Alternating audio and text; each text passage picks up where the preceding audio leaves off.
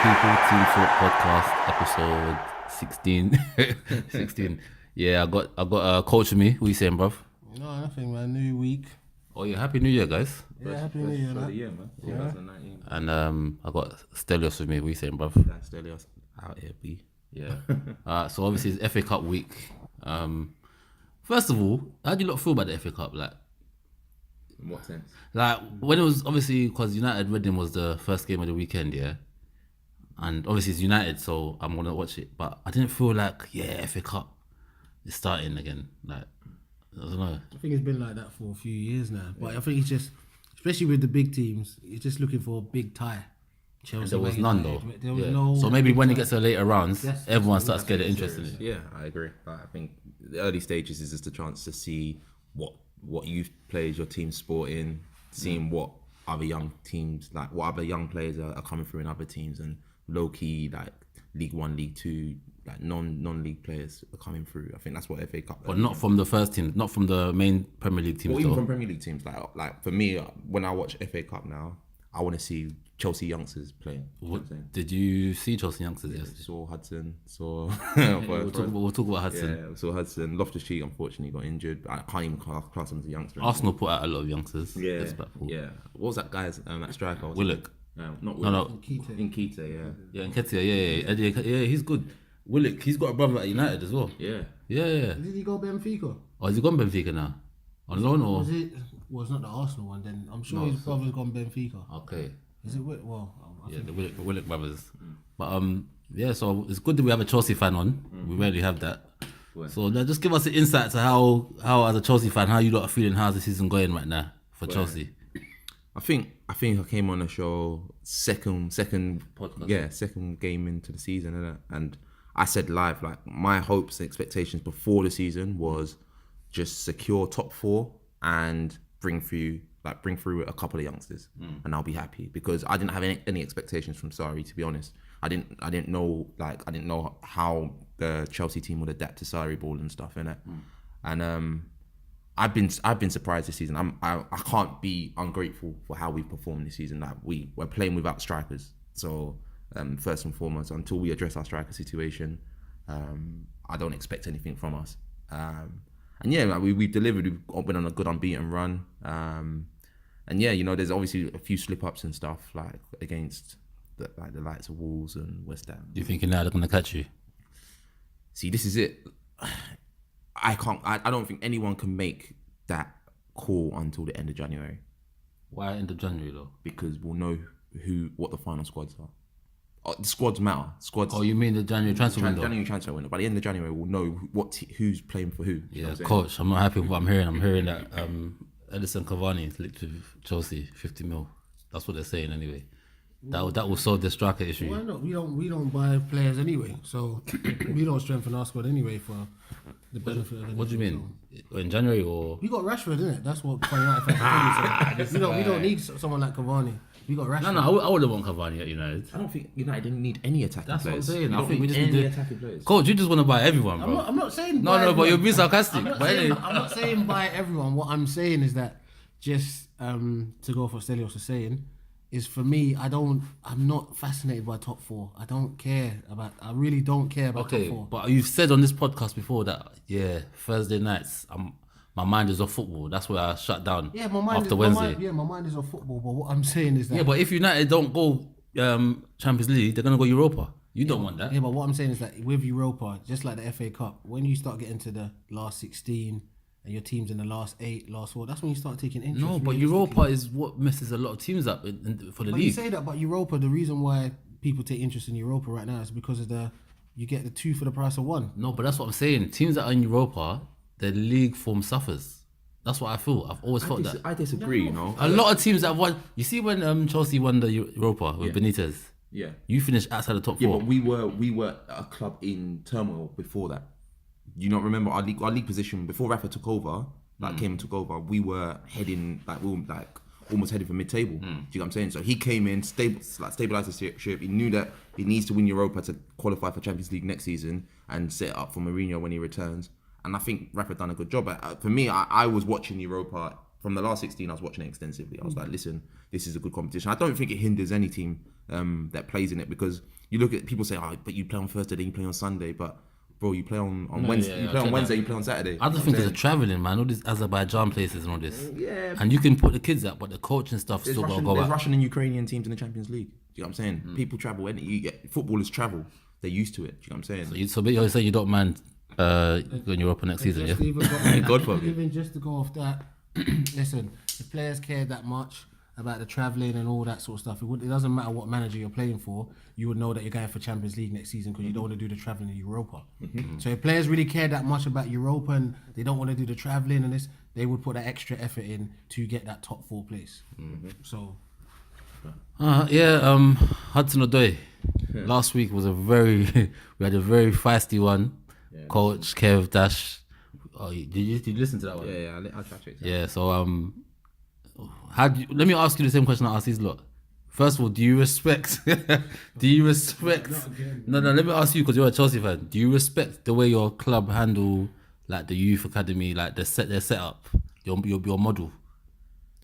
There's room for improvement, but I agree with Coach's point. I have to admit, like the fact that if you tell the kids from the get go, like, listen, your aim is to become a professional. Because as a young baller, if you're a young player, yeah, your aim should be to make a career out of your talent and your passion, innit? So if Chelsea can provide a platform to do that, then by all means, like, and as long as they tell you that from the get go, I don't think anyone should have any qualms about what Chelsea's doing. To be fair, we are creating players. We're sending them out on loan, sending them to foreign teams to get experience and stuff. And then that makes them more desirable for other English teams and stuff. So but as a Chelsea fan now, how do you feel that's not seeing? That's why I said there needs to be room for improvement. I mean, I'm glad to see Loftus-Cheek coming through this season. I've been screaming about this guy for so many years. Before World Cup, everything. I've been saying this guy needs to be playing. And yeah, I just hope he gets fit again. I think he got injured yesterday, but on Saturday, sorry. But yeah, man, like we need to do a little bit more. There's a few more youth players that will come through, but I think next season we'll see more of that. I think this is Sarri's first season. That's what people are forgetting. This is Sarri. He had a mandate to come in and do as much as he can with the squad we had. Yeah, like you can't be. It's a results business. You can't be focused on youth players in your first season, innit? Yeah, and I think next season we'll see more. We've got the likes of Mount coming back from Derby. I think Mount's gonna be. Oh my God, Mount is Chelsea still on loan, isn't it? People are forgetting. Like, will he get a chance though?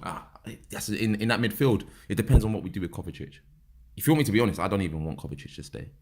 I saw you liked him before. No, don't get me wrong. I think he's good for this season. I like him, but he doesn't bring anything extra. Do you get what I'm saying? He's just energy in midfield. He tracks back, like does a good enough job. Do you know what I'm saying? Maybe a good squad player then. Yeah, but if we've got enough midfielders to do what he does. Do you know what I'm saying? Like Barkley's there, Loftus is there, Mount's coming back. Do you know what I'm saying? Like you got Kante, Jorginho. Do you know what I'm saying? So I'm not really that fussed about whether we keep Kovacic or not, because it will give more room for youth players to come through. If I'm honest. So let's talk about Hudson-Odoi. He set up two.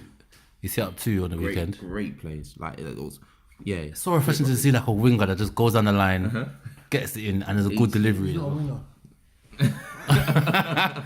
You got the inside here, so what is he? He's a number 10. Is it? You see, you don't see it as he's a number 10. I've never seen a number 10. If you watch him coming through the ranks, he's a number 10. But I know it's controversial to say, but he's fast and got the genetics. They'll just throw him out wide. No, but yeah, even in the Youth Cup finals that I saw, he was playing. He's a free role. He's a hazard player. He's a hazard. He's a hazard type player. Hazard could play number 10 and play on the wing, and I think Hudson does exactly the same. But to say that he's not a wide player, yeah, he's not. I don't think. I think he does it well. I know. I think he's more effective on the wing personally. Like watching him from youth level. Bear in mind, I've watched him from youth level. I think he's more effective on the wing. Like when you've got pace like that, the ability to take people on. Like just put him on the left wing. When he's ability to cut inside, he's shooting as well for someone so agile, and is like it's impressive, man. Like you don't see people, you know, a lot of young players, you see them come through that. Remember when Sterling was young, them cutting inside and trying to bang it. You don't really see that, but Hudson does it very well. Like, his decision making is good. Me personally, I don't like him being pigeonholed. So when he's playing, I'd like to even see him start as a number 10 and roam and do what he needs to do. I'm saying my opinion. When I see him, I would rather him play as a number 10 and then roam and do what he needs to do. Because I think he can do more than what he's doing out on the wing. Basically, because I saw him a lot of the times he's playing on the right wing.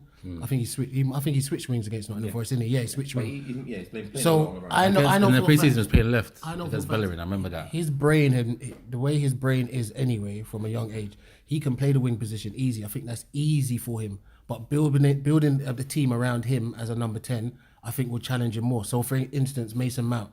Mason Mount comes back to Chelsea. Where's he going to play?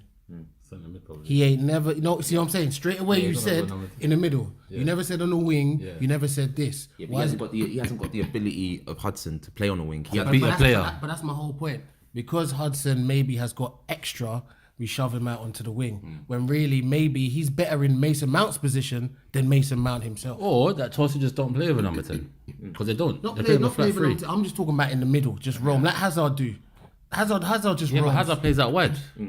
Hazard roams. He's at that stage where if he wants to go in the middle, he'll roam into the middle. He commands that respect. Like even last week, a lot of people when they heard the podcast, they were saying, why does Hudson-Odoi feel like he at his age deserves, like why is he demanding the playing time and now you're even saying the free roam at 19 he's not going to get that role. So let me tell you, this is a bit of inside stuff, okay? So before you sign your first contract, normally Chelsea and other clubs, they want to sign you a long-term contract, like Loftus-Cheek. They'll offer you some ridiculous money while you're young. Your agent will probably tell you take it, blah, blah, blah. That's a 4-year, 5-year guaranteed money, blah, blah, blah. Normally all of them take it. What's the other Chelsea youth? Is it Amp? Ampandu, yeah. He signed a 5-year deal with Chelsea. That's what they usually do. So they've locked you down for the next 5 years. Hudson-Odoi, from around the circle, they know how talented he is. They know at 18 years old, he can go into people's first team. Just like other players have been doing recently, he can go into people's first team. So why sit down there and wait for Chelsea, who don't even have a track record of bringing the youth through into the first team? So guess what? Get your fee. You've done all you need to do for me during the youth system. You've got your money because that's your business model. You bring the youth through, sell them. You've got your money and let me go. But certain promises were broken. Not gonna say what them promises were. Of course, man. No. Listen. But certain things were broken. At the end of the day, certain things were said. Playing time, probably. Certain things were said. See, I respect that because I think if it's obviously I know he's family in it, so there's certain things you can't divulge in it. So I respect that. But I think it's playing time. I think. But what is even his first contract? He signed a 3-year contract, and that even told me, even without getting any info, that told me what the mindset was. The mindset was we're gonna sign a 3-year contract to see how it goes. Because 18 months in the contract goes like that. So once 18 months goes, you only got 18 months left, like he is right now. So if I see that you're playing me, and basically I deserve to play, which right now, he deserves to get a chance, a run of games. He's that good. He's getting that now. That's what I'm trying to say. Look, guys are forgetting he's 18. And people talk about track record of Chelsea, blah, blah, blah. Look, the fact is, we haven't had a starlet in our youth team come through with the talent of Hudson. We haven't. If you're good enough, you're gonna play. Yeah. You really think that's the case at Chelsea? If you're good enough, you're gonna play? Yes. Is Loftus-Cheek good enough? Yes, he is. Okay. So Loftus last season. So Loftus was in the same. He was in the same school as Ola Aina, Dominic Solanke, Temi Abraham, and that lot. Yeah. So Tammy came up to Chelsea. Yeah. When he came up from youth level, we sent him out on loan. The reason being, I think when he got a chance to play, if you watch him. He didn't look ready yet. And I think he's done the right thing by going on loan. He tried this Premier League loan last season. It didn't work out for him too well at Swansea, but I don't think he was playing in the right team because I don't think Swansea was the right team for him to develop. I think if he secures this loan move to Wolves... Who's this? Tammy, yeah? Okay. Tammy Abraham. I think that if he secures this loan move to Wolves, he'll be able to show what he can do because he's going to be around players who can create for him. Next person, Ola Aina. So Ola went on loan to... He was in Conte's team for the league, the season we won. Got a medal as well. Well done to him. Then, obviously, last season, we loaned him out to Hull. Now, the Hull fans wanted him to sign permanently. They loved him. Like, he was one of the players of the season for them. Yeah. And now, if you go and watch what he's doing, this guy is starting every week for Torino. Like, every week for Torino. This is my boy. I love the He's fact, my boy as well. Like, I love the fact that these players are going abroad. Trust me. Like, listen, like because he had the option. He was going to go to Derby, innit? Like, to play under Lampard. But then I think they. Oh, that would have been a good one, But he actually. nah. They're playing well, I know, Derby. but the international experience is better. Like Tomori went to Derby and he took the move to Torino instead. And you got to remember, this guy's playing week in, week out with Belotti. He's playing against the likes of Icardi and Ronaldo, CR7 week in, week out. Cause you know what I'm saying. So like, I'm happy for Ola. Yeah. Is he happy there? Bro, he's loving it. He's loving life in Italy. Yeah. So you got- got him. yeah. Then this is the example I've got for Hudson, innit? And I swear, if I could sit in a room with this kid, yeah, this is what I tell him. Okay, people always think the grass is greener on the other side, innit? They think, oh yeah, man, like, look, people. Now you've seen Sancho as well. Yeah, I know, exactly. You're seeing Sancho. People saying, oh yeah, like, oh, people are screaming my name, blah, blah, blah, yeah. Okay. Dominic Solanke, yeah. For me, I rated him higher than Tammy. Yeah. Now, this guy, at the time when all of them signed new contracts, he held up for 50k. He held up for more money. He was like, nah, I'm not signing a new deal unless I'll get more money. Ended up going to Liverpool on the Bossman, innit? He thought, oh yeah, Liverpool, they're doing a new project. They got a new project. I'm going to play more there. What happened? He went to go and rot on their bench. And now he's going to Bournemouth. Yeah. Like, with Hudson, don't get me wrong. Like, this guy, he's much better than Dominic. Yeah. He's much better than Dominic. He's much better than Dominic. Yeah. He's not on the same level. Yeah. But at the same time, Bayern Munich, G. Yeah. Okay, so he's gonna go Bayern Munich now, yeah, bro. And wait, before now you're taking number 10. Huh? Ribery and Robin are on the way out. You still got Kingsley Coman there. And as well, this is the smart thing about these players that you say are going abroad. Sancho's not leaving City to go to Dortmund, knowing that he's going to rot on the bench. Dortmund's a different club. No. I know it's a different club, but what I'm saying is that Bayern and Dortmund were after Sancho. He elected to go to Dortmund because of the playing time. I'm telling you 100%, Callum ain't leaving Chelsea to go and sit on Bayern Munich's bench. Believe that. But if he signs for Bayern, that's exactly what will happen. No, we say that on the outside, but believe me when I say he's not going to leave Chelsea and go and get less playing time at Bayern, because Bayern have seen what Sancho's doing at Dortmund as well. They don't want to miss out on the next one. That's the thing. And they've got Ribery and Robin on the way out. Then you've got Coleman coming behind them lot as another winger. They're looking for the other side of the pitch as well. And with Bayern as well, they haven't had a great season as well. So they need to like revamp what they're doing. So I'm saying to you, if he chooses to go to Bayern, it's not going to be off a whim, or it's definitely not going to be for money. Because I can tell you for 100% sure that Chelsea have offered him more money than all of them. Guaranteed. Chelsea know Bayern can't compete with us if we want to keep a young player and give him the money for X amount of years. But he's going to go for the playing time. Then he's going to show people what he's worth. That's just what it is. And I think he can play in someone's first team right now. What do you think he can do at the height of his ability? Where do you see him? He's got everything, man. He's got, and the thing about him as well, his temperament. I remember one of the first times I actually saw him live. He was getting, I think he was playing against Spurs or whatever. I think it was under 18s or something like that. He was getting kicked about all over the place. The guy just pulled up his socks, got up, went to his next position. That showed me, yeah, you're a professional. You're not one of those guys that get easily rattled and stuff. You know you're a good footballer. You know you're getting fouled for a reason, and they're fouling you because you're such a good footballer, but you just get on with it. And that showed me, you know what, with your skills and that professional attitude, you can go where you want to go. You see, he's not coming out, like, obviously he's been linked with with Dortmund and Bayern, and he's not coming out like tweets and all this. Yeah, Dortmund's for me. I think that would be better move. Yeah, I agree, because look, like, Bayern. You're a Chelsea fan, though. Do you want to look? You're talking about. I'm just saying. It would hurt me as a United fan going, yeah, this guy should go here. Talking reality. I'm talking about, you have to look at reality, innit, yeah? I think Bayern's record of developing youth is not that great, if you want me to be honest, yeah? Like, you look at Renato Sanchez, bro. Renato Sanchez was rated as one of the most highly rated midfielders in after the Euros. He signed for Bayern. I think, was Schweinsteiger still playing then? No, he was at United. Who's the midfielder there? But they had a midfielder that he couldn't get in. Lam went to DM, yeah, because he moved from right back. But then, yeah, he got playing time. I think he played like 25 or 30 games that season, but a lot of off the bench, yeah. And then they flogged him to Swansea to go on loan. Yeah. You know what I'm saying?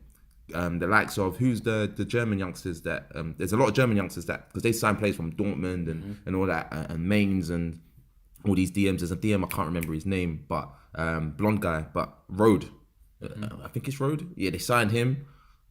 what happened? Again, they just let him be on the bench. Come on, Dortmund will flourish. It's obvious. But what I'm trying to say is that all those examples are spot on.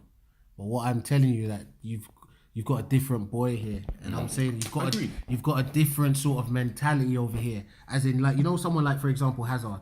Yeah. Whether Chelsea bought him or United or whoever it was, Hazard he's one of them players that he can play anywhere. Yeah. It doesn't matter where he got. Look at Hazard. How long has he been at Chelsea? How many managers has he been through?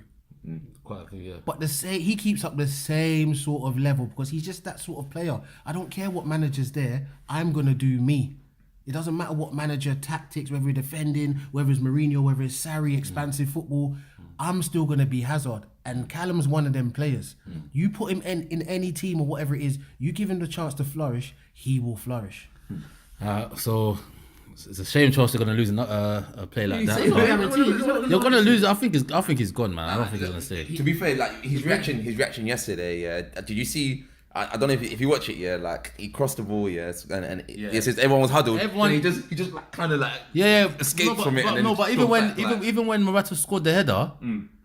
I thought they were all gonna go to him, to Hudson. Like, good. Yeah, but I'm more happy for Morata to score because Morata's dead.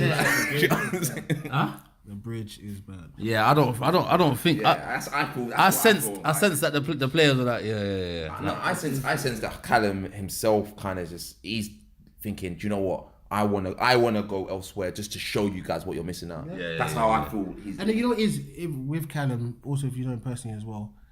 It's a bit of that, but the majority of it, if you meet him, he really is a boy that just wants to play football. That's it, and he knows how good he is. That's the scary. He knows how good he is, but he's humble with it. He's like, I know I'm good enough to play here. Can you guys just give me a chance to show you? But it's just politics. Like, I didn't like the way Zola came out. What does Zola say? Zola came out and said, right now he's 18. He's got to learn. It's more important about developing and training than it is getting game time or whatever. I'm like, Zola, come on, man. I know Chelsea just sent you out there to put that out there and whatnot, because Callum's not going to talk. Zola's a legend. He's a legend, exactly, and he's a legend. So you're not going to go against Gianfranco Zola, are you? But it's deeper than he's good enough to play first team football. And going back to your point about Sancho, he has opened the floodgates. 100%. As in, like, if you get your head down and you've got the talent and you want to work hard, like you said, you can go to the Torinos, you can go to the Dortmund and stuff, and they will appreciate you for a footballer. Not from where you're from, they'll appreciate you as a footballer. Me personally, I know Chelsea fans do not want to get rid of Callum. I know that. But there's a lot of things going on behind the scenes that if it came out, maybe certain Chelsea fans would just be like, you know what? That was me. I'd be off too. Okay, look, I get it, yeah? He hasn't had playing time yet. Like, he's 18, yeah? Bro, he has to remember, right now at Chelsea, he's in a prime position to take that left wing role. Prime position. Willian and Pedro are on their way out. Yeah, we got Pulisic coming in. Fair play, yeah? But there's still room for another winger. Do you get what I'm saying? No, but not with Pulisic coming for 58 mil. Bro, okay, so... You've got Hazard, then you've got... So, but this is the whole point of people, even if you're talking on Callum's side. You've got, once again, you've got 18-year-old Callum. Why sign Pulisic? Simple. But we all know why they're signing Pulisic. There's all marketing reasons, money. But once again, that's why I respect Abramovich. He's never came in and spoke about youth. I'm about business. I'm about money. If Pulisic is going to open up the US market for me, I'm going to buy him for 60 million because I'll just make that back in 6 months anyway. So that's why I respect what they don't hide what they do. So the same with Callum on the other side. If Chelsea don't hide what they do, just allow Callum to go and do what he needs to do too. Because you haven't got a track record of someone with my talent, they're allowed to come through and sustain a good career. We haven't in that had team. anyone of his talent. That's what I'm trying to say. We haven't had anyone of his talent. So if they have, why have they not released him? Not released him from the club. Why aren't they letting him play more? Yeah, because like I'm saying, okay, he's not gonna get chosen right now. At 18, he's not gonna be chosen to start ahead of Willian and Pedro. He's not like this season. Not yet, but this is the season for him to start coming through. Do you get what I'm saying? Like, this is the season where he's gonna have odd feature here and there. Yeah, like he's playing Europa. He's playing all the Europa games. Like, he's playing FA Cup, whatever. Like, this is the second half of the season. But when he's saying that as well, that's important. But also the contract situation. If he gets to the summer, he's now got a year left. I know. So now you want him to commit to another probably 4 years, and he's thinking, I don't want to commit to 4 years because At the end of the day, there's no guarantee to what I'm doing. And Chelsea as a club, as a proper business, we can't say you're going into your last year contract, then we're going to show you how much you're going to take over Willian or Pedro's position, because then you end up running your contract down, then we get a measly fee of 9 million, 10 million, and then let you go. So on both sides, everyone's pushing each other. Basically, I want playing time as a player, but Chelsea are like, listen, you got to commit. Once you commit, then I don't want to commit as a player because I don't know. I think the next 5 months are important. Obviously, from now to the end of the season, this is where Chelsea need to be very smart, and Chelsea really need to ease this kid in. Like, just say, look, okay, let's sack off Pedro now. Like, I'd say sack off Willian, maybe even really, like, because Willian's not been playing that great. But have Willian and Pedro in rotation to sub for Callum, but Callum starting every game. Callum on one side, Hazard on another side, the striker that we sign. We must sign. If the board can hear me, they must sign. We need a striker. Get Callum Wilson. I wouldn't mind Wilson. Yeah. I wouldn't mind Wilson. I think that's why Solanke went to Bournemouth. Yeah, but Eddie Howe come out today and said that Wilson's not going anywhere. But how many players have said that? How many players have said that? Alright, so that was a good Chelsea talk. See, it's good to have a Chelsea fan once in a while. Solskjaer, my guy, Oli, 5 out of 5. What do you mean here we go, bro? What would you think this guy's a United fan? The way he reacts when I say stuff like, huh? I know. Do you know what it is? You're waiting to see. Waiting for Spurs. Yeah, no, you're waiting to see the result against Spurs. So okay, let's say we beat Spurs. You're gonna come on next Sunday. Oh yeah, man. Do you know why I'm so interested in why I want to see Spurs?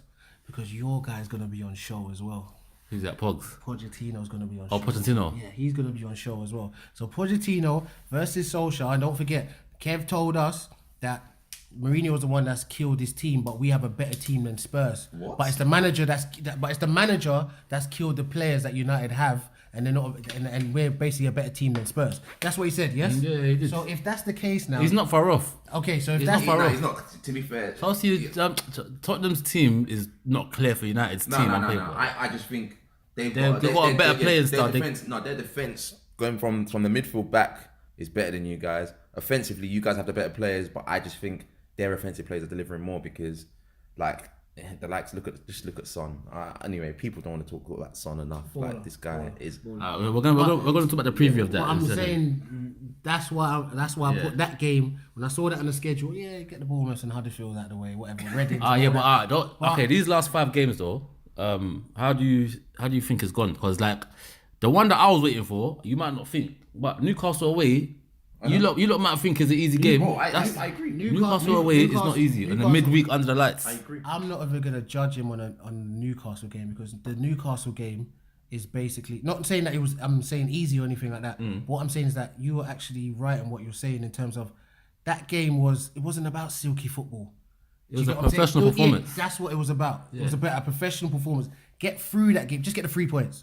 That's what that game was for. Them Newcastle games midweek and so. Just get the points and move on. But I've seen us fall short in those games. This is what I was going to say. This is what I'm trying to say. More positive. I've seen us. To be honest, because if Mourinho was in charge of them games, you're dropping points in that. No. Let me give you a scenario. In that game, don't forget we scored 60-something minute. Yeah.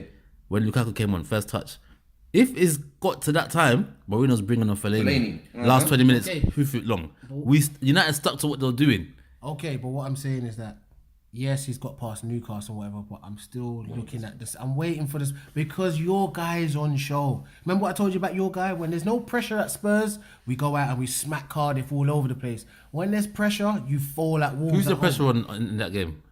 Both. I'm saying for me as a Man United fan, both. I want to see what Pochettino's about. On Spurs, though. Yeah, I want to see what Pochettino's about. And Solskjaer, even he came out in an interview the other day saying, yo, this is my first real big test. And so he understands what's going on. If he impresses, you don't have to win. But if he impresses in this match from how they were last year, because I went to that match last year. That last game at Wembley. We were atrocious. Was it at Old Trafford? No, Wembley. I'm talking about last season at Wembley. Yeah. So, for me, if he does well in that match and the team perform, even if they don't win, if they perform where you're just like, you know what? Yeah.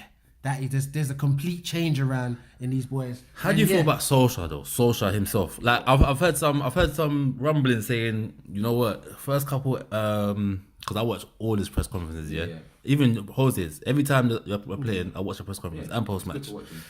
They were saying, first couple press conferences, it's all good, well to say, I just want the boys to come out and play. But then he started to kind of incorporate this. Yeah, you know, this is the United way. This is how Sir Alex had the team, and a lot of people think it's dangerous to try and still say, yeah, Sir Alex, like that model that United have, because times have changed. So try and separate yourself from that whole. This is a guy, yeah, who played the majority of his career under Sir Alex. Do you get what I'm saying? Yeah. So who better to come in and instill that mentality into the dressing room? Like I don't like, you can't. Okay, if you look at what he's achieved at other top teams, yeah. So Molde is clear of every team in Norway, yeah. But he went there, took over them, and dominated.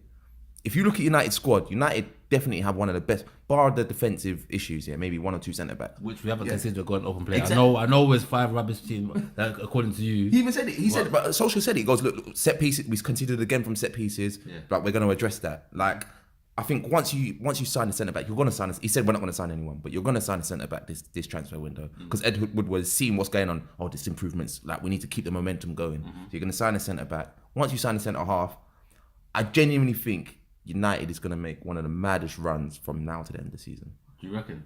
It's funny, yeah. Why are you shaking your head, coach?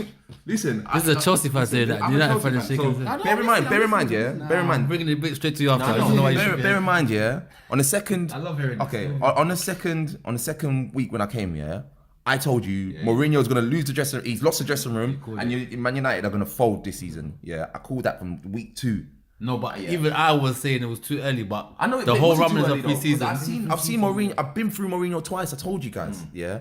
Now, when I've watched United the last few games, yeah, I know it's against smaller teams or whatever, but don't get me wrong. I've watched United under Mourinho, and the improvement in football. I'm just sitting there like, oh my God, Chelsea need to buck up their ideas. That's what I'm thinking now when I'm watching United. Because I'm thinking United are going to chase us for top 4.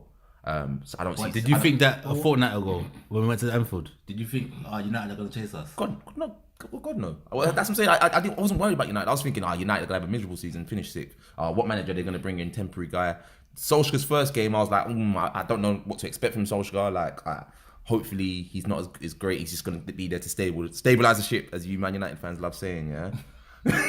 You've been saying it for like 5 seasons. How long's the ship been rocking for? I don't get it. but just in saying that, just to counter that, what I said even in previous podcasts as well, the players had no choice but to play how they play now, because the media and everyone was on their side in terms of the whole player Mourinho thing, that he's negative, he's been negative at other clubs, where so now he's gone. You players have no one's gonna blame Solskjaer.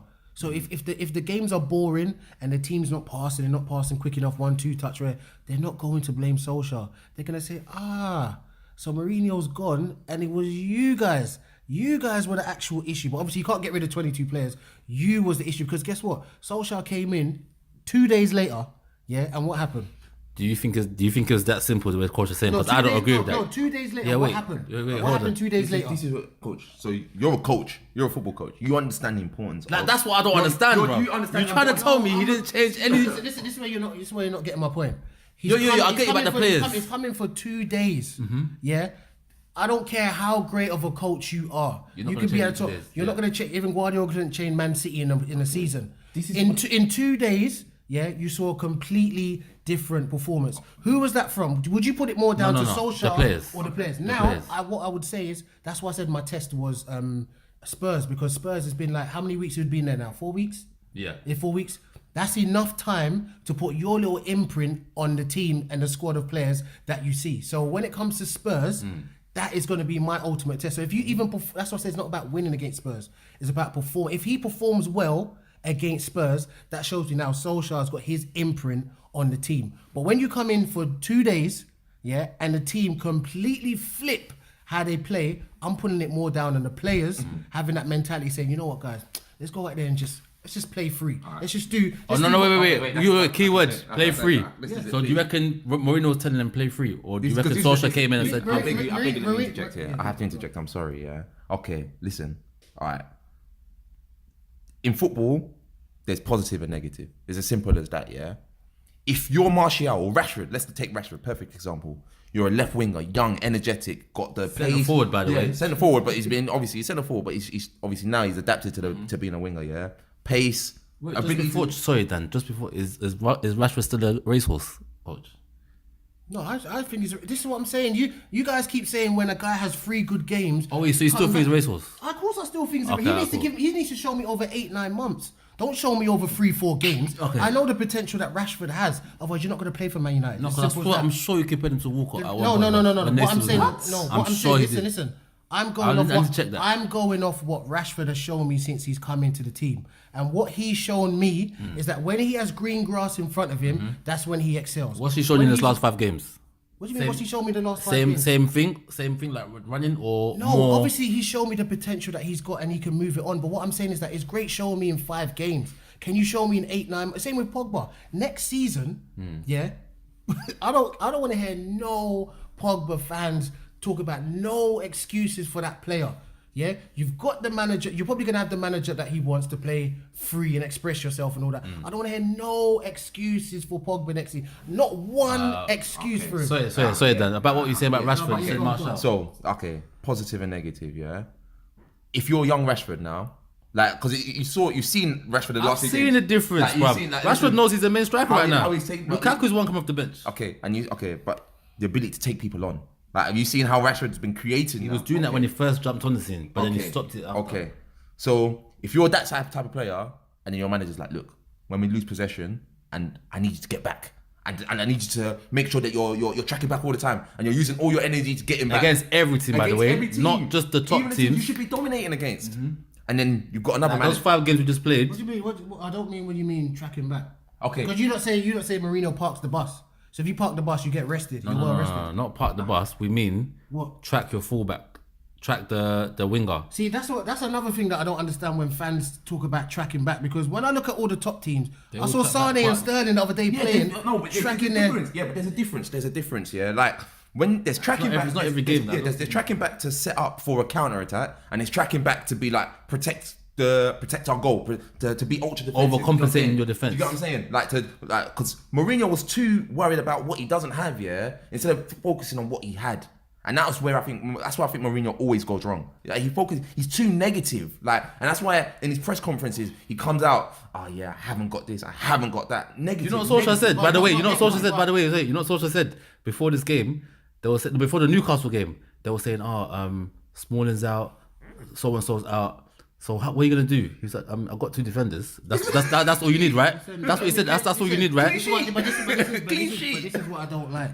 Solskjaer can say whatever. He can criticize the players right now. No one's gonna criticize him. He can praise the players. No one's gonna. Whatever he does right now, because he's there until the end of the season. Nobody's going to criticize Solskjaer. So we need to take him out of the whole. This is what Solskjaer said in his press conference, right? He's playing with he's playing with house money. Nobody's going to criticize Solskjaer because of what they've just come from. They've just come from Mourinho, negative, this, that, and the other. No one's going to criticize Solskjaer. So we need to get that in our heads. 5 games, we've seen a vast improvement. It's not a minimal improvement. It's not like, United have won 1-0. Man United are back again because they're winning 1-0, 2-1. Oh, great. It's not that. It's dominant performances, great performances, great talent on show. If that's the case, why are you screaming for Podge then?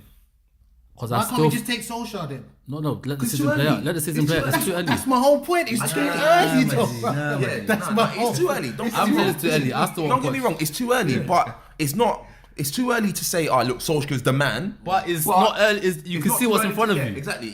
It's not too early to call what's going on. Like, you can see the United the revamp.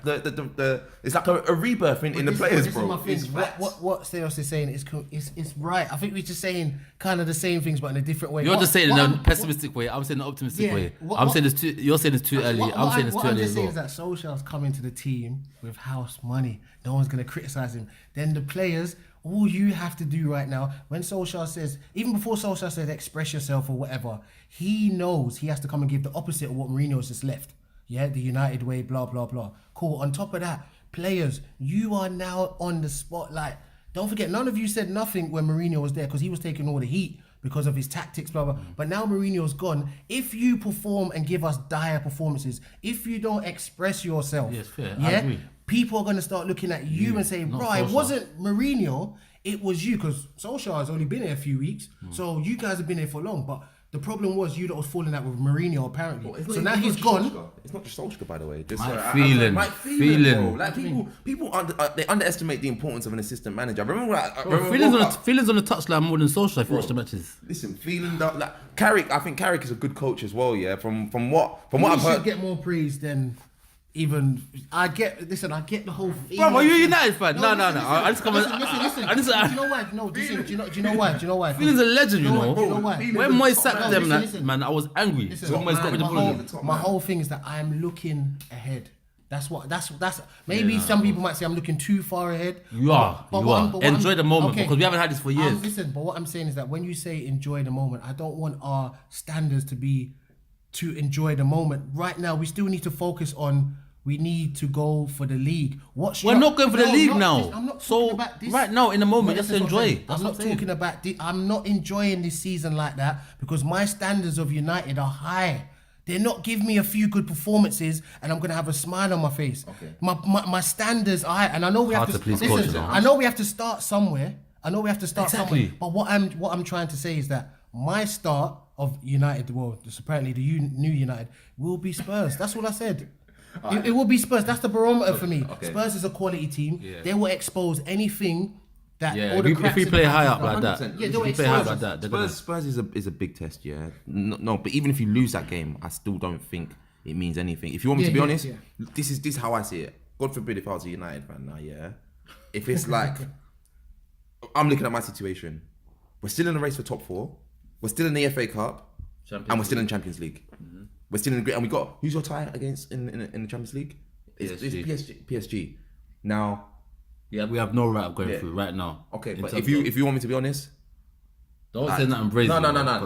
man, I made a mad bet because the odds are mad. Like it's a great outsider bet. If you're a betting man, I'll agree with that. 50-1 for Man United to win Champions League.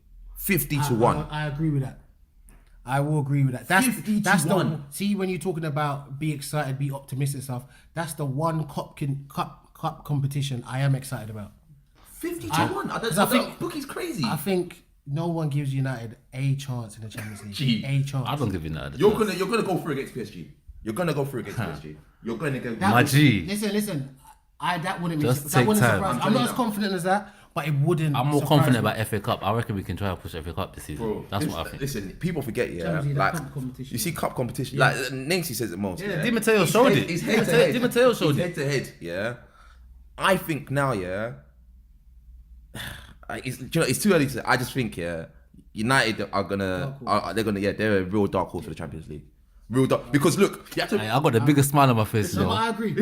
I don't believe what they're saying, but Because even if Solskjaer says, look, if the board Woodward says, look, gas the league off, yeah, like look, just do as well as you can. No, not gas the league off, but like, look, do it. Try and win the easy games. Don't worry about the games against the top 6. Yeah, focus on Champions League because if you win Champions League, you're securing Champions League football for next year anyway. Yeah. Who better than the man who scored the winner for you in '99 20 years on, you know. to lead you to 20 the Champions years League? on. That's why. Listen, that's what I'm saying. But even me, when I said I'm looking down the road at United, back to what I was saying. Also, I want us to get. I need to see what this director of football is because he's coming in guaranteed. In the summer. That's the structure that they want. Whether it's the summer, whether it's before, that's going to give us a big indication as to what Woodward wants to do moving forward. Because I don't think Solskjaer's going to want to leave.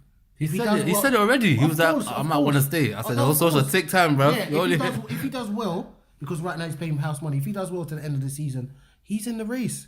He should get it. He's in the because I race. look at Di Matteo. They won the Champions League. The next season he was gone. Listen, Di Matteo's experience before it's obviously he's a bit hypocritical because obviously Solskjaer is a molder, yeah, but at least he's a winner. He's used to winning the league, you get me? So he's got experience winning leagues. Whereas Di Matteo's come from West Bromwich Albion. You know what I'm saying? Solskjaer had a bad time in Cardiff. Bro, it's okay.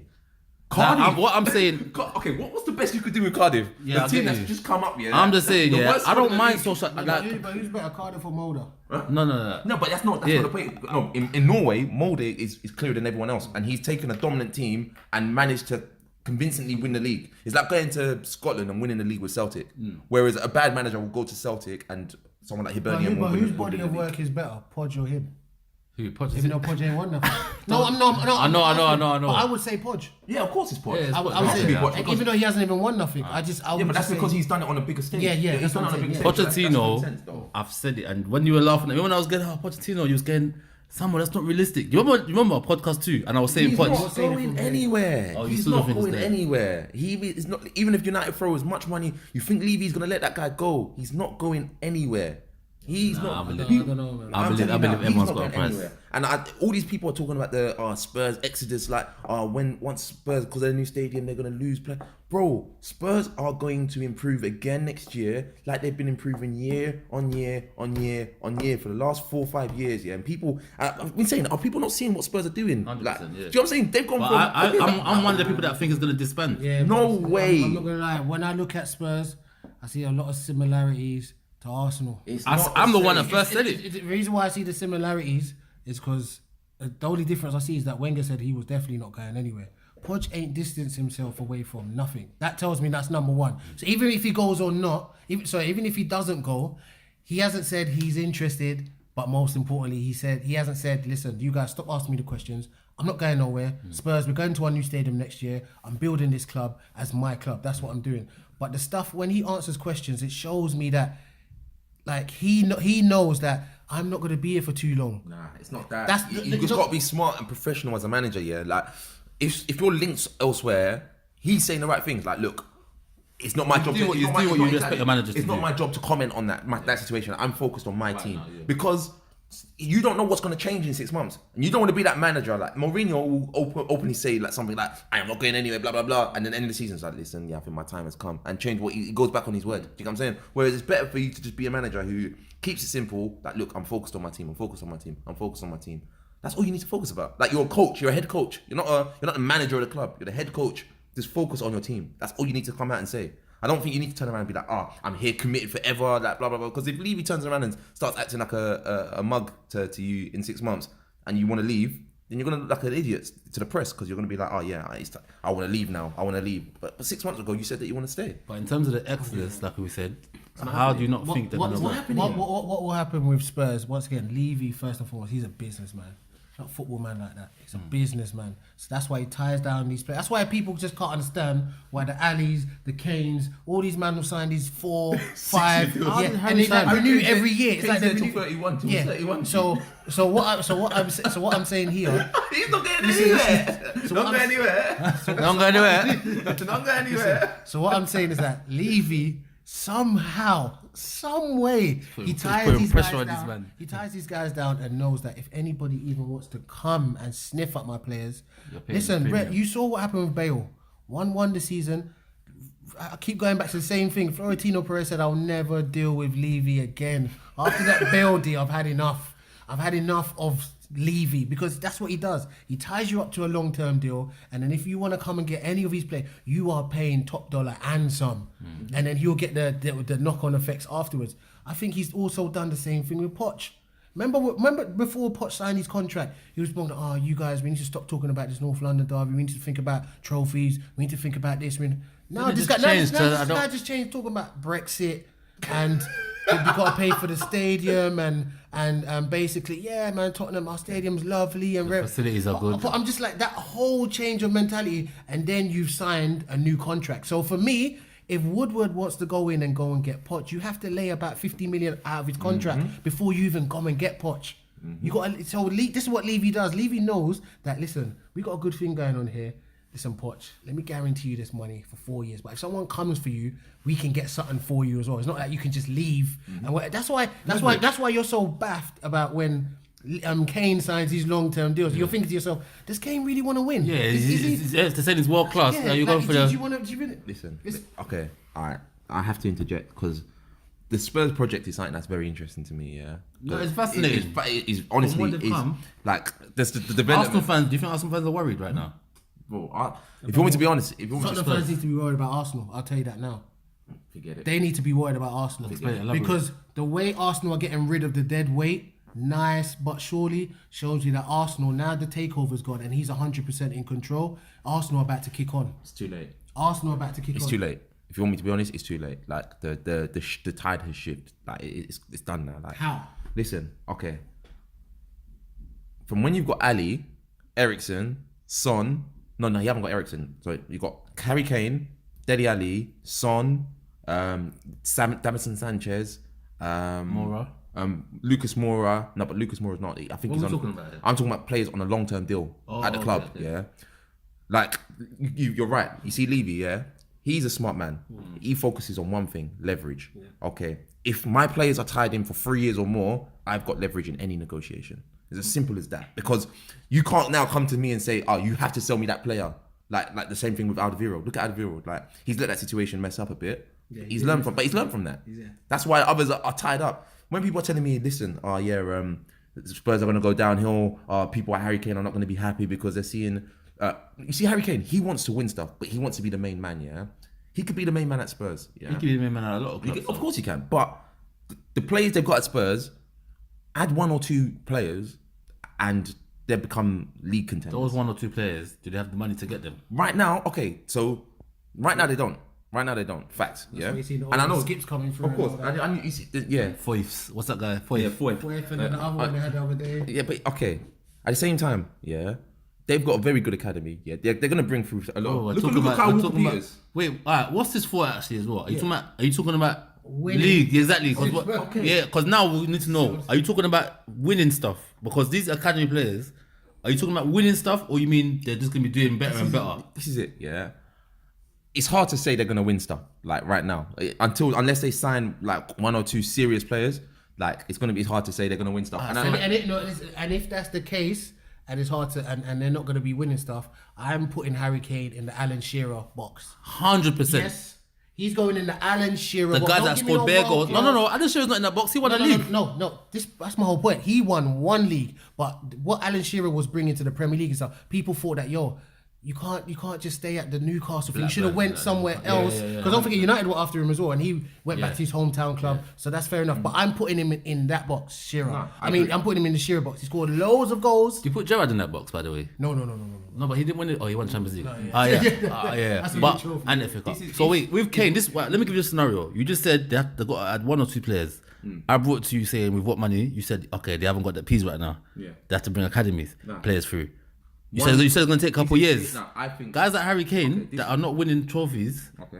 When are they going to say, you know what? I'm not on the top P's and I'm not winning stuff. Okay. This is How what long- I think will happen. Yeah. I think Levy he knows he has to sacrifice 1 player to generate money. Harry. Nah. Oh, who's that? Delhi. Eriksen's gonna go. I think. How much do you think Eriksen's going to cost, bro? Who's really buying How much is Eriksen going like to that? be? Bro, How much you think Barcelona? For me, Real Madrid. got Rabiot for Okay, no, for free. Real Madrid. Yeah, Real Madrid. Don't forget, Modric has said he wants to leave now. Yeah, like I personally think Madrid will go in for Eriksen probably in the summer. If they go in for, They got. I don't know. I don't see them going for I don't see Eriksen. it. Bro, you're freestyling, But bro. what I'm saying is, even I if they think go, so. even if they do go for Eriksen, how much are you gonna get for it? Yeah. He's been linked with Real Madrid. That's not the for a Gareth while. Bell, yeah, but- Coutinho yeah, money. yeah, Like yeah, that's that's not- the one we need, and then we're gonna I hear change. that. That's I hear not that. No, Please, I hear that. That's fair enough. That's a good point. bro. I'm telling you. Listen. That's a fair Look into my eyes. What- These what- players, what they're I would not say- staying. What I would say this summer, And if they do stay, then I've got to look at their mentality. this summer we'll see what direction Spurs want to go in. What do you This is a big summer coming. I up. agree. This is a big summer coming. But up they for didn't. Spurs. I think they didn't sign anyone. They didn't sign anyone this season. Yeah. But next season, They still ain't gonna have money. why They would- paid that's what I'm over saying. for that stadium. No, They but what overpaid. I'm saying is that the summer you will see whether what we're saying where they don't have no money comes to fruition. So now they've So got if they don't buy no one. if they don't buy no one significant, there was it's 1 or 2 obvious. players to kick them on. they were gonna buy Grealish. Okay, but look at it like this though. You look at it like this, yeah. Usually, let's say they did sign someone like this summer, just gone, and they signed someone this transfer window. That probably would have come to a fee of around 100 million. Yeah, so that's 100 million they haven't spent. Yeah, I don't think they're gonna sign anyone this transfer window. I think if they sign anyone, it'll probably be like a 10 million pound player, like 50 million pound player. They're gonna. I think Levy's sacrificed this season for next season, because next season when he tells the likes of Harry Kane, the likes of Heung-min Son, the likes of Dele Alli, and them man, like, look, you guys, yeah, you stuck by me this season. I'm gonna make sure this squad's good. Yeah, I think that next season, like Coach says, that's when we're gonna see the real indicator of what Spurs are on. Big Let's summer for them. Big summer. quickly before we come off Spurs, we spoke about United as well. Preview this weekend, the weekend game, Spurs United. how do you see it going? How do you see it, United setting up for that game, coach? And as a neutral, how do you see the game going then? 4-3-3 from Solskjaer. The big blow for Solskjaer really is Bailly suspended. Just because I think Bailly and Lindelof would have been your best centre half period. He's done. I've seen him play well against Kane, man. Was it the Wembley game? Physicality. The FA Cup last season. Kane wasn't. Yeah. Physicality and the pace, but I still think that my only issue with Bailly, the reason why I think he's a second defender is because he just reacts too slow. Too rash. Yeah, he's rash and he reacts too slow. His reactions are not as up there as the likes of the Van Dijks and the leader. So you think that Alderweireld next team will be alright? I agree. That's what I'm saying, like an Alderweireld. But then you have for me, if I'm United, I'm getting rid of Jones and Smalling. Then I'm bringing in one. He's got a new contract, man. That's it. But back to the game, bro. I'm sorry. Yeah. Mike Smalling. Valencia was raw against Newcastle. He's not playing. He was raw against Newcastle. I reckon Young will play Young, right back and Shaw left back. Yeah, I think you guys look better because offensively as well. Anyway, like I think Young adds a lot to you guys anyway. And I've got to put my hand up. I've been dissing Young for a long time. Not saying that he's a world beater, but I was saying he's a more rotation player. I still maintain that, but yeah, he stepped up. He served you guys well, man, for the last few seasons. Midfield battle. How do you see it going, coach? It's going to be interesting because normally when we play against Spurs, I always look at the battle between Dembele and Pogba. Whoever comes out on top of that normally dominates the midfield. Now, both of them, Pogba looks like he will play because he's been rested. I know he's a little bit injured, but I think he will play. And there's no Dembele, there's no Dyer. Dembele's out. I think Dembele's out, yeah. I don't think Dembele's in playing. And I think Dyer's injured as well. So now that midfield is going to be interesting with Winks. Sissoko's been playing very well as well. Sissoko's been playing well. Yeah, he has. He's been. If you take Sissoko out of that midfield, that Spurs me playing, they'll be very weak in that middle there. Yeah. He has been sturdy. So what's that? Sissoko. I think it might be Sissoko, Winks, and Ericsson. Where's Dele? Or Ali. Well, they normally, you know how they interchange Ali. What did they play? 4-3-3. It's like they play 4-2-3-1. Yeah, it will be. That's what they do. Yeah. And Son is gone, isn't it? I'm sure that was his last game, isn't it? Son is gone. No, United was his last game, no? No, I'm hearing Son is gone. Yeah. Or is it after Chelsea? I'm hearing this game. FA Cup was. I thought it was after the United game. I mean, if Son Chelsea midweek. No. The first leg of the thing. Of the Europa Carabao Cup. Oh, are they? Yeah, that was on Tuesday or Wednesday. Yeah, okay. So I don't know if that's Song's last game. Okay. Basically. Oh, that's good. United, the players went to Dubai. Yeah, for the week.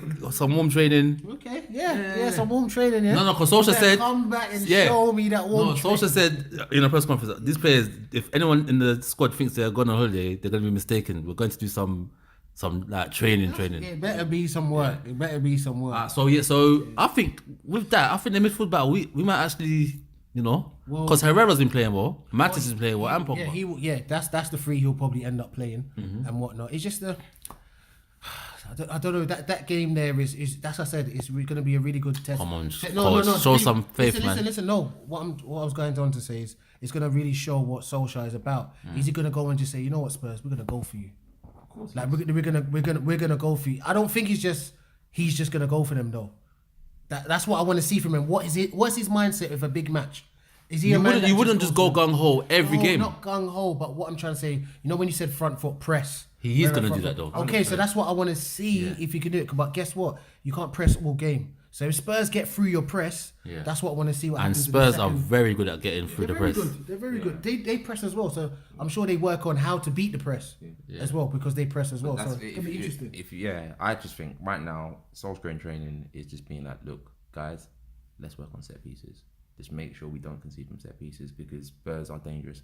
The likes of Harry Kane, Sanchez, Vertonghen, and all them man there, them tall man that just jump in, win headers in the box. That's what he's thinking. He's like, look, if we, I think from open play, you lot are gonna be all right. I don't. I wish Phil Jones wasn't playing, man. He has a howl at Wembley every time. Every time he has a howl at Wembley. I went there and sat in my seat, opened my drink, and we were 1-0 down. Did you see what Phil Jones did against Hazard at Wembley in the FA Cup final? Did you when he was running behind when Hazard paced him back? Yeah. Did you see what he did against Valencia? Is what I'm saying. Yeah. Kicked it in his own net. Did you see what he did against Newcastle when he made up for it the last ditch challenge? Yeah, I wish Bailey was playing, man. But yeah, predictions quickly before we move on from that. Predictions. United come away with a win. I don't see anything other than a United win, to be I honest. don't see anything other than United. Yeah, man. It sounds silly, but yeah, because I just double checked now. That's the reason being where human sun's out. Sun's out. Sun's out. So That's a big miss. That's a big miss. yeah, man. I think a draw. Entertaining game. I think is a draw. I'm saying 2-1 United. Hold on. One thing I have to ask you lot, yeah. Are you lot not like happy to be seeing like at least Alexis now assisting and? Oh, you know that's what I feel like that's another addition to I you was lot. going to talk about that.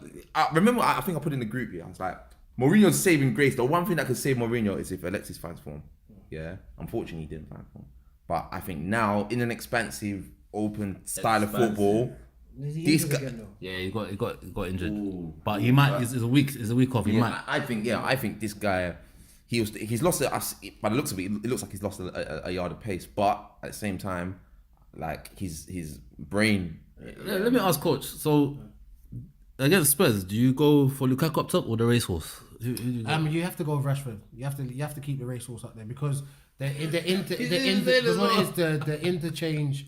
You can't take those players because him, Lingard, and Martial have been playing well together. Since Solskjaer's been there, they've been playing well together. So it doesn't matter what Sanchez and Lukaku's come in and done. Mm-hmm. Them three have momentum. All this change in the team every game was jarring. Just keep them. That's what it is. Just keep them up top and.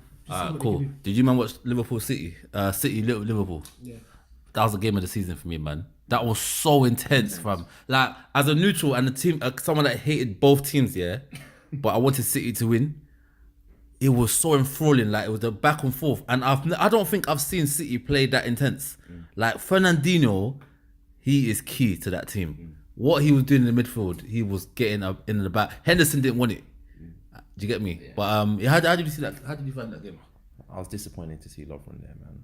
Just disappointed. You were cheering for Liverpool, weren't you? I want Liverpool to win this league. I want Liverpool to win this league. Like you went for at the start of the season. I don't want to see a City back to back. That's. I said it from. A lot of people are saying that. Again, came to last podcast. I was here. Back since for a decade now. Yeah. United won back to back. I think they're the last team, but they ain't been all back to back for a decade. Mm-hmm. And that's why I don't want City to be the first to do it. To be honest, like again from week 2, last time I was here, I said Liverpool's going to win the league. I stick by that. And yeah, man. Like, do you see the Liverpool players not panicking, but not at all. They have no reason to panic. They lost at the Etihad, man. Like 2-1 at the Etihad, a close game. And they were literally millimeters from. They're not gonna. That goal that went past the line. It's a thing where they're still gonna stay as efficient as they have been till the end of the season, killing off the likes of the teams that they will be dropping points against last season. They're not gonna drop them points this season. They're gonna finish off the likes of the West Hams, the tough games, those West Hams, the Merseyside derbies against Everton. They'll still finish all those teams off. Old Trafford is the only like I think I told you that in the conversation. I think Old Trafford is the only place I see them dropping points, potentially losing to the end of the season. Old Trafford is going to be an easier game than the other games for Liverpool. This is the crunch time now, and they ain't been in this crunch time for a long time. 4 points is nothing. 4 points, even if they go and draw one game between now and when they play United and Man City win, what's that? A 2 point gap? Is it 2 points? No, so if they drop, if they get a draw, that's 1 point. Yes, 2 point gap, 2 point, and that's it. This is the first loss of the season for them. But it's the first loss. But now now the pressure's on. It's a different side. Look, you see when people talk about Liverpool aren't used to pressure. Yeah. Like it's the same squad from 2-3 years ago. Nah, but who's the winners in the? Yeah, who's been there? And done it who's after been there? January? Who's been there? As in last 10 games. Okay, we need. It's a completely different. It's like 2 leagues in one season sometimes. From September to Christmas, everyone's feeling themselves out. Who's at the top of the Christmas tree? Now after that is now the business end. Now it ain't about how good you're playing. Can you grind out them results? Last season, yeah. If you go and check now, I'm pretty sure Firmino, Mane and Salah scored more goals in the second half of the season than they did in the first half of the season. Yeah. I don't think the goals are going to stop. You've got Van Dijk at the back. This guy is this guy, I don't think our guys understand. This guy is a leader. When you people are talking about the likes of Robertson, Trent Alexander-Arnold and all these man, they wouldn't have got to the level if they weren't feeling secure in that back four. Van Dijk has added stability, confidence, everything. Alisson in goal. That was a signing that was key. Because I said I called it after the Champions League final. I was like, if they sign a goalkeeper, they'll win the league. When they signed Alisson, I was like, yeah, I've got Liverpool for the league. Yeah, He's the head of Edison in the Brazil squad. Head of Edison, of course. His distribution from the back.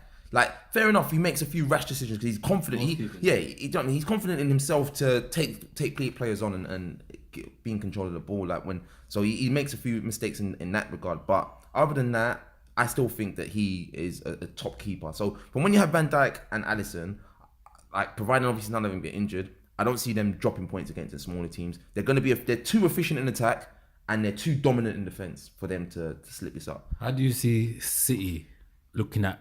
Okay, we're in January now. From now to May, put ahead down. How do you see? I think City was feeling themselves beforehand. I think before the season, just when they were top a few weeks and whatnot in the first half, I think they were feeling themselves. But I think now they've gained a new sense of hunger, as in like, we're chasing someone. We never been. Don't forget the first season they were just out of it. They weren't in a race or nothing. Second season they've blown everybody away. So they had won the league by Christmas anyway.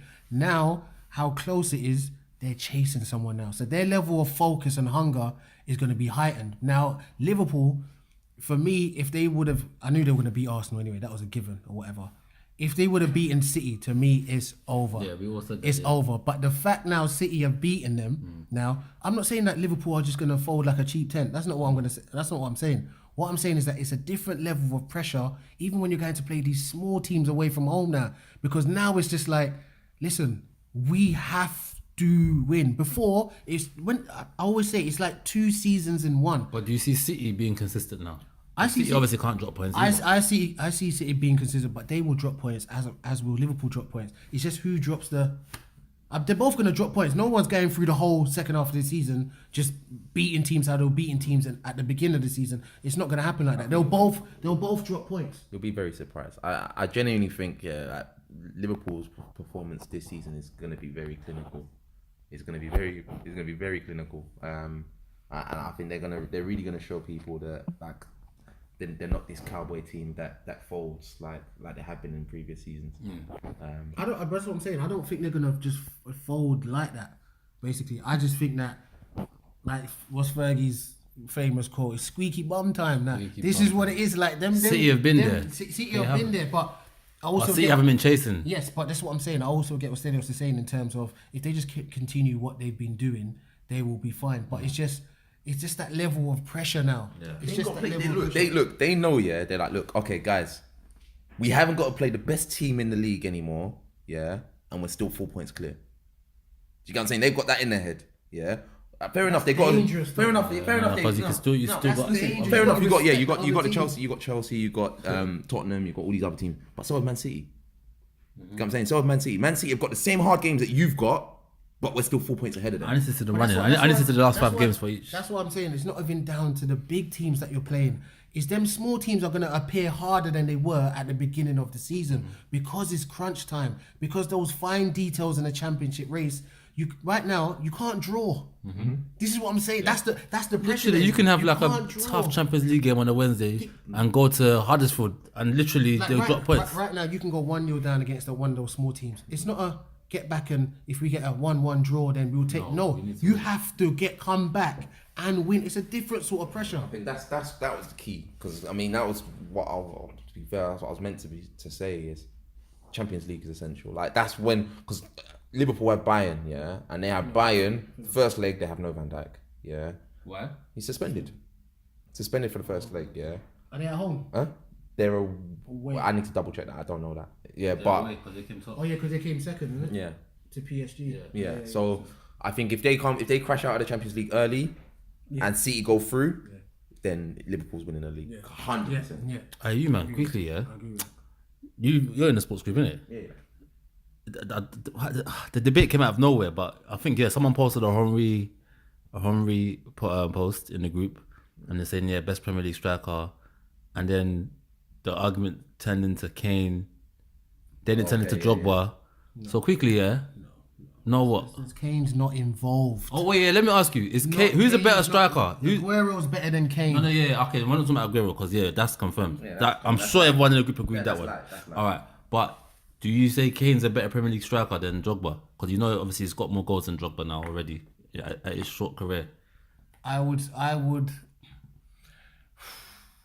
All round, I'll take Kane. Oh yeah. I'll take Kane because what Kane has shown me as well is that he can also drop deep and link up with play much better than Drogba could. Drogba, the way Drogba was always on the end of things and stuff, and he was clinical. He was on the end of it. He was just that beast. Yeah. But for me, Kane has shown me in certain games that he can drop in deep. He can link up play. Son goes behind him. He can do that. Turn the ball. There's a couple of assists, really good assists that he's done that shows that his all-round game for me in the Premier League was better than Drogba's. You done? You guys are bluffing, man. Like you Who guys. you guys? Anyone who says Kane. Who made Drogba? Okay. I said there's a case that Drogba is Drogba's clear. Yeah, what I was saying was How can people even compare Kane to Drogba? yeah. What I was saying was 6 Kane finals, G. This guy scored in 6 finals. No. So But look, this is what I'm no. saying. What are we wait. talking about here? No. Are we talking about achievements? Are we talking about the player himself? Because we talk. Okay. No, you're right. Actually, I think This that's is what what I I'm think that's saying. what the Wait, breakdown wait, was. wait, Wait, bro. I think that's what the breakdown was. Because people. Okay, look. People talk about. Kane hasn't shown anything on big stages or whatever. Yeah, I disagree because I think he has to an extent, but not to the extent of Drogba. Yeah, bro. This maybe it's because I'm a Chelsea fan, innit? Yeah, and it might be a bit biased, but there's games I've seen. Yeah, like look at the goal against Everton. Do you remember that long range banger? Put that in the group. That's what. That long range banger, yeah. It was Bro, 2-2. It was we 8-something. needed that goal to win the game, cuz. Yeah, and that goal was emphatic. The goal against Liverpool when he turned and banged it past Pepe Reina. You're telling me Drogba hasn't had mad goals in his archive, and this guy's done it on big stages. To score in 6 finals, I don't think G. you can use the final stuff. That's what I'm saying. What is it about? Is it about achievements? Because guess what? Overall. But guess what? Chelsea's team that Mourinho had is better than Spurs' that's team. what people are saying. So it's not like it's Shout out Dots, just, by the way. Take Eriksen out of Spurs, and how many goals does Eriksen? Take Eriksen out of Spurs. How many goals does Harry Kane really get? Because I think you can say that. You can say that about Duff and Robin. Exactly, that's what I'm saying. So what I'm saying is that I'm just talking about their games as to me they're different strikers. Yeah. I'm saying the all-round game You of prefer Kane. Kane's. No, I get it. He can drop into midfield and link up play better than Drogba. Because Okay, so as a striker- Drogba's always on the end of stuff. Then he had these worldies like the That's shots. what you that want we your talk striker about. to Okay, so as your number 9, if you're picking a team, yeah, you've got all the maddest players in the world, yeah, and you've got one number 9 position. Are you gonna pick Harry Kane or are you gonna pick Drogba? I'm gonna pick Kane. The reason why I tell you that, if someone gave me a world 11, yeah, there's certain strikers I wouldn't pick someone like a Drogba type striker away from an R9 striker. R9 could drift everywhere. He could drop into midfield. He can beat couple man. He can get onto the end of through balls and stuff. It's just a different sort of. I like a striker that's more like Aguero. Kane can't beat players. No, not beat players like that. But what I'm saying is that can to an extent. well, yeah, but no, not like the R9s and Yeah, Agueros of course and not. whatever. Yeah, but not what I'm saying is that I like those strikers that if you're number 9, but you're just if someone can mark you at the game, you can still do something else to affect the game. I think it's harsh. I think that's harsh. listen, trying to mark out Drogba. What I'm saying, yeah, goodness. look what you just said. I've seen Drogba bully. No, not just that, but I've seen him find space. I've seen him in the right place, right time. I'm saying that. You're saying drop deep, get on the ball, move around. If you don't need to do that, yeah, because you're good enough to I do it think where coach you are. prefers his game. Yeah, So like, what I'm saying is that if someone told me Drogba, I'm not gonna really go to the hilltops and argue over Drogba because he was a big time, Bad boy big striker. time. But I'm just saying the two players when I wish Drogba. You see, sometimes, yeah, I wish Drogba was French. That he wasn't from Ivory Coast. That if he was in the French team, yeah, no, let him rep it. But I think that's what's. I just think his status. striker. Yeah, He's an I'm telling you, if Drogba was in that French team, yeah, If Etu was, he would be regarded higher than what he was. But you don't regard Drogba higher than Etu. Surely not. No, Etu's my Okay, guy. cool. Then we call. Okay, we're cool. Etu, We're cool with that. different team. I'm a Chelsea fan. Different. But what it is someone right now. If someone says Drogba, like Stelios said, I'm not. Like I said, I'm not really gonna. There's no overly wrong argue answer. about Even it. I said there's Yeah, no wrong I'm not gonna answer. really overly But guys argue were about shooting that. down, man. When I said Drogba, they was like, "Oh, you silly!" Like, No, I like wouldn't you know see- how man are in the see, group. that sort of reaction, I'm not going for that. Like you got to say, I would ask the question, why Drogba instead of saying what. That's are what I'm you saying. mad? Why Kane? And when they were saying the Kane stats here, like, oh, he goals. I said, And then you okay. can bring out the stats about the 6 finals and all this Exactly. stuff. It's So all those opinion. stats things, It's all just opinion. about the individual players. What type I of striker I do you just like? personally think if I'm picking a team, yeah, if I rely on if I have a world 11, yeah, I know that my midfield is going to be efficient enough for my striker to not have to come deep. So I just want the striker who's on the end of everything. You finish it. to be clinical, yeah. And for me, Drogba, Header. But what I'm saying is when bro, even when diving header, just quickly, overhead, anything. even when you guys even talk about World 11, you say if your midfield is that efficient. I'm saying that would you pick a striker like Drogba ahead of an R9? Yeah, but No. obviously I'm not comparing I'm Drogba. Not comparing, but I'm saying that when you say if you had a World 11 and you was gonna sit up, your midfielders are that. I would've good. put But Drogba- Drogba's more closer. I would put Drogba closer to R9 than Harry Kane, only because you would've- Drogba's ability to turn around and fake, do you know what I'm saying, facing up the defender, taking him on. The defender's on his toes and doesn't know what to do. Whereas Harry Kane is more calm and composed. Let me just header it like we were Drogba all day. We were all in my house when we was watching Bayern Munich Chelsea final, and it was 1-0.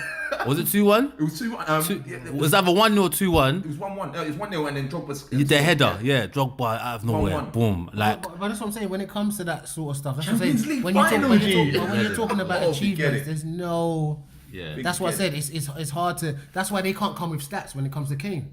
You can't come with stats because now Drogba will come with his stats and talk about look at how many finals you scored in. No, but then people. But, Finals that they've been in. but exactly. But that's what the argument was. Yeah, that it shouldn't be Tottenham- stats. It should just be what type of striker. Why would you say Kane, his attributes, and why would you say Yeah, Drogba? I just prefer Drogba. I just prefer Drogba. I just Yeah. think in terms he's got a lot more to offer. Ah, yeah. So what?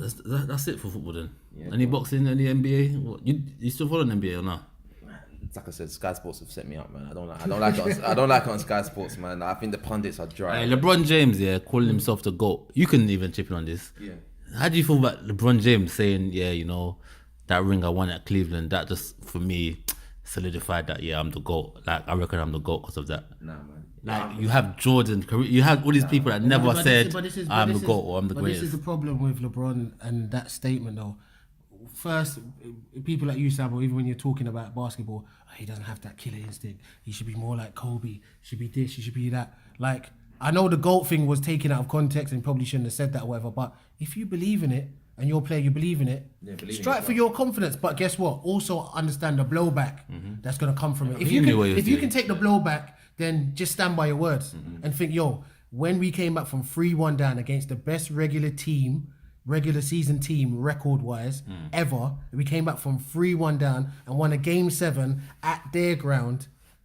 I felt like the greatest of all time. That Kyrie got the winner, but Yeah, and I made the block. So, do you get what I'm saying? So, without the block, we're not talking about Kyrie's winner, but yeah, go on. So how do you still see? You said Golden State for the three-peat, right? Anyone that's gonna be when it comes to playoff time, I think them lot will just switch on. I think there's a lot of teams that are like kind of going half-hearted. Like, I still feel Rockets are coming now, and that we watched the highlights of that game. Harden seems like he's coming. Regular season, they're always coming.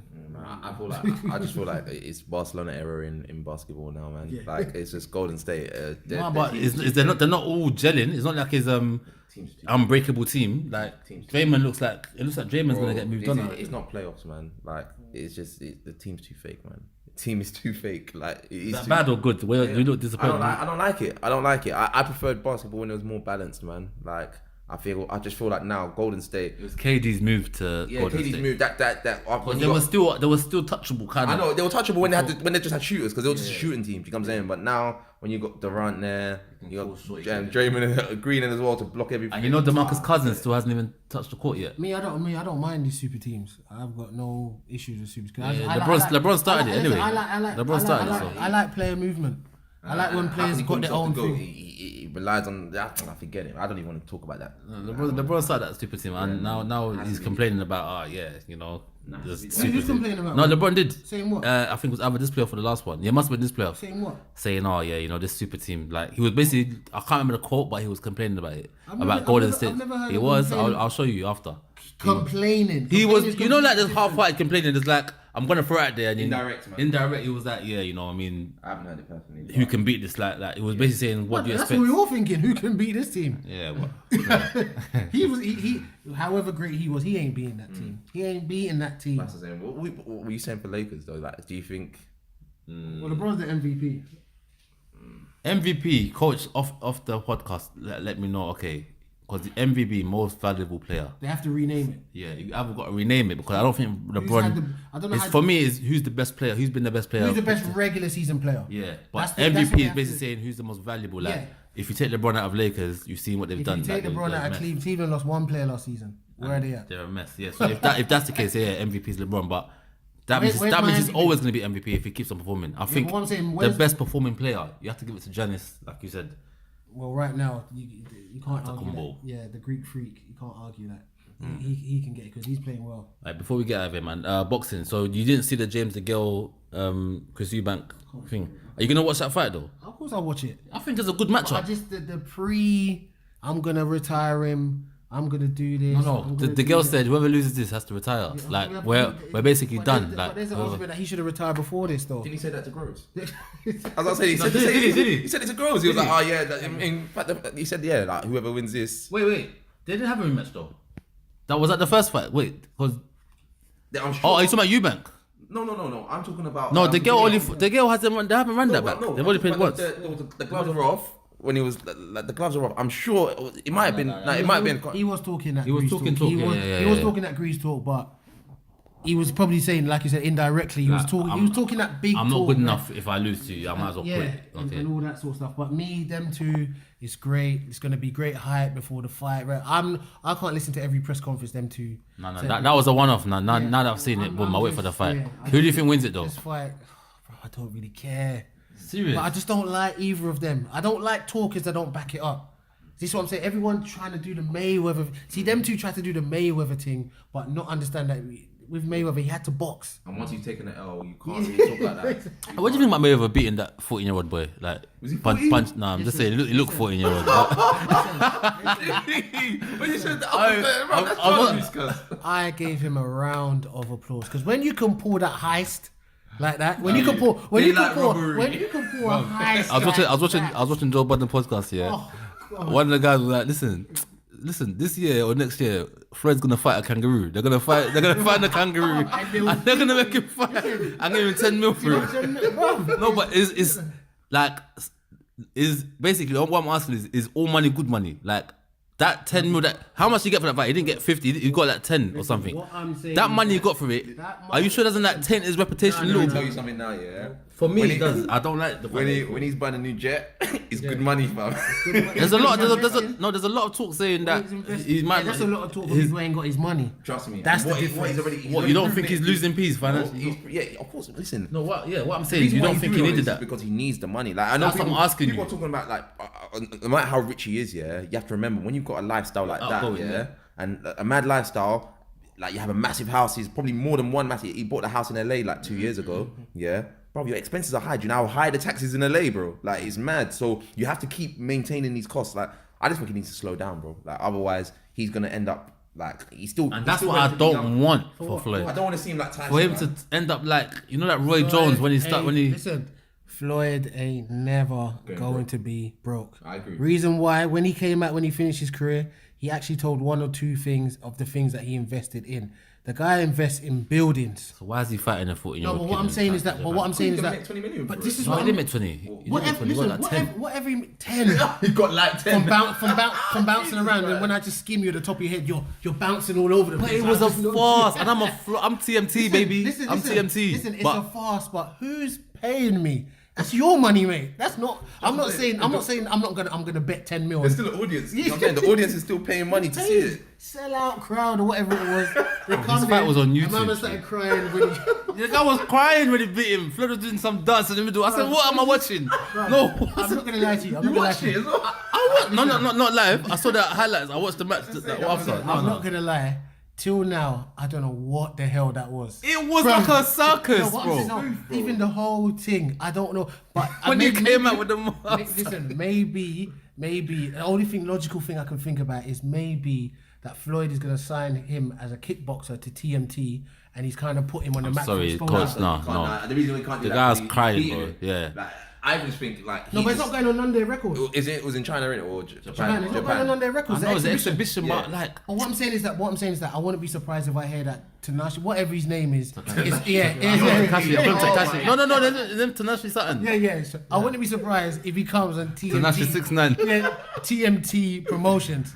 and doing the kickboxing. Hey, I think it thing. was the interview after, and Floyd was going, yeah, you know, Pacquiao, you can never beat me. I think he's trying to fish for that Pacquiao fight again. If 100 mil comes up, he'll be in the ring against Pacquiao. It's not a problem. He'll beat him again. It's not. He'll school him again. Pacquiao's gonna fight Broner. How do you see that fight going? Have you seen the press conference? Broner's making the idiot of himself. I'm sorry, man. That guy, the guy is just, yeah, man. It's like I feel like every press conference I hear now, yeah, I'm like, you're trying too hard. You're trying way too hard. Like it's just relax, bro. Relax and just become a good boxer. That's still a fight that I'm interested to see though for some reason. I'll be surprised if you don't get knocked out. Yeah, Pacquiao. I'll be surprised. If you don't get knocked out, Broner. he ain't been knocked out before. I'll be surprised if you don't get knocked out. He ain't been knocked out. He got knocked down against Maidana and he fought to the end. He ain't been knocked out. Well, I'll put it different. I'll be surprised if you don't get stopped. Fair enough. Before we head out of here, Amir Khan, Terence Crawford. Is that confirmed? Yeah. Oh, I can't watch Khan no more. I'm not interested. Man. I'm not. You know, what? Do we all know you're not beating Crawford? We all know the easy money for Crawford. Easy money for Crawford. Yeah. Thing put you on the floor. What's his name the last time you fought him? What's his name? Vargas. Or whatever his name. What's his first Joker. name? I don't know. That Joker. See what I'm saying? Like we don't even know his first name. He put him on the floor. What is Crawford gonna do to you? I mean, it's done out here, man. He's been done out here, bro. He's been done. I mean, when you're was it Big Lee? Yeah. First podcast or whatever. Well, he rates Khan. He said he likes Khan Khan. highly, and I'll just say all this. I don't understand why guys rate Khan. He should have retired after the Canelo fight, man. No. You're making peace. He's just looking for paychecks. But what better paycheck than Kell Brook at home? Fill out a Wembley Stadium. Yeah. But remember what I said about I'm so shocked how he's finessed Eddie Hearn. I'm shocked. What he's done, he's gone to the jungle, got his name up, came out of the jungle, got fit, signed his deal with Hearn, free fight deal. He's probably told Eddie Hearn to whisper in the ear, listen, I probably will fight Brook, but he never got it down on paper, and he's just finessed him. 2 mediocre fights, and then his third fight on the deal is going to be Crawford. Then I'm out. I've built my profile back up again. I can do my own thing now. Then he can still fight Brook, but then get more money. He's finessed him, and I'm surprised Eddie Hearn got duped like that. I'm very, very surprised. The fact that they were going back and forth in the past, Eddie Hearn, Khan, and now all of a sudden he knocks on your door and says, yo, can I fight? Can I sign a free fight deal with you? And one of the fights on paper is not Brook. Lastly, I know I keep on saying before, this is the last thing. It seems that AJ is gonna fight Big Baby Miller. That's what I'm hearing. Like I just watched the Dillian White interview with IFL, and he was saying what he's hearing is that he's gonna fight Baby Miller in MGM in America. I don't mind that at all. Why don't you mind? Very good move. Very, very good move. Very good move. Because guess what? I've been telling people, and they ain't listening. These guys do not want to fight AJ. This is what I'm trying to say. As much as you guys talk about the money or whatever, Dillian White don't want to fight AJ. What are you talking about? He's saying Dillian White don't want to fight AJ. To be honest, I don't want to see AJ knock out Dillian White again. I'll be real. That's what he will do to Dillian White. So Dillian White could talk all that grease he wants, but the last time I saw you with AJ, you were unconscious. So I don't want to hear about you. I know you're trying to boost. What I want to see. Dillian White's won 9 fights since. Just to cut you off. Don't say sense of entitlement. He's won 9 fights. He's won 9 fights, and he's mandatory. He's number 1 in 2.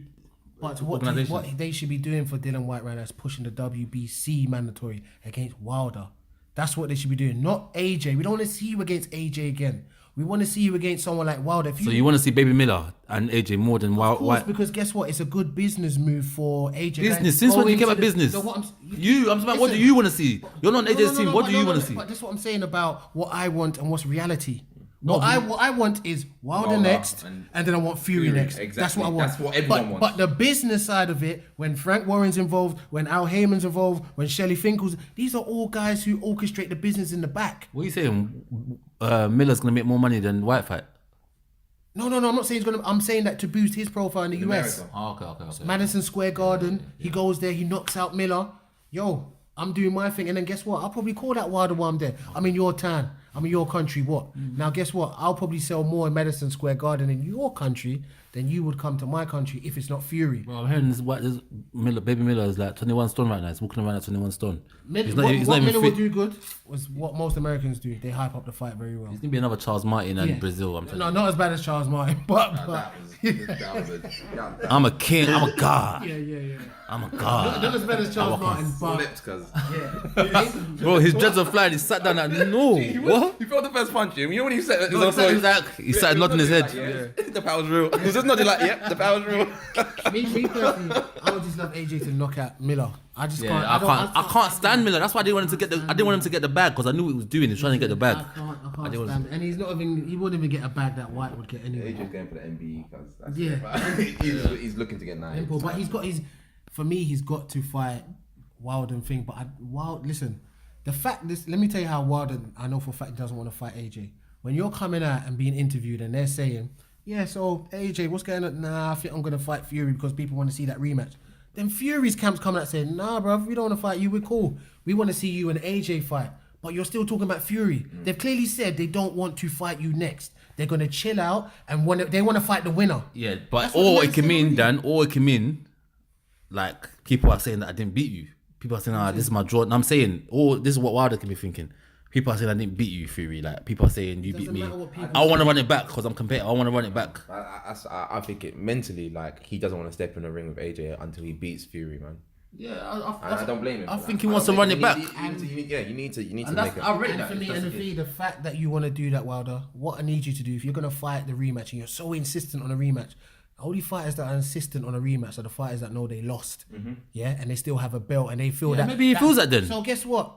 Be a big man, Wilder. Give your belt to Fury, and then tell people you want the rematch because I felt that he beat me. Because that's what that's Wonderland. No, but what I'm That's saying no is, way. you're saying Wonderland, but that's what he's basically saying. He's going so much for Fury's rematch that basically he knows that he lost that match. But guess what? Fury's already telling you, I'm not interested. Go and fight LJ. I think the draw was the right call, man. Go and fight AJ. Cool, man. It's been a good one. So until next week. So by the time we come back next week, because the United Spurs game is at 4:00, so I'll be straight on the podcast after that game. So fresh reaction. Who's Chelsea got? I'm saying Chelsea Tottenham midweek in at Carabao. Okay, hopefully you can. Is that Wembley first? It's at. Stamford Bridge. I don't know. I need to double check. Yeah. Also, guys, I know we've been very slow with the football show, the Team Talk football show with Dapo, the host. We're trying to get that back up for you guys. So look out for that coming soon on YouTube. That'll be the first one back. I might actually call it season 2, just because, you know what I mean. But yeah. All right, guys. Love. Peace.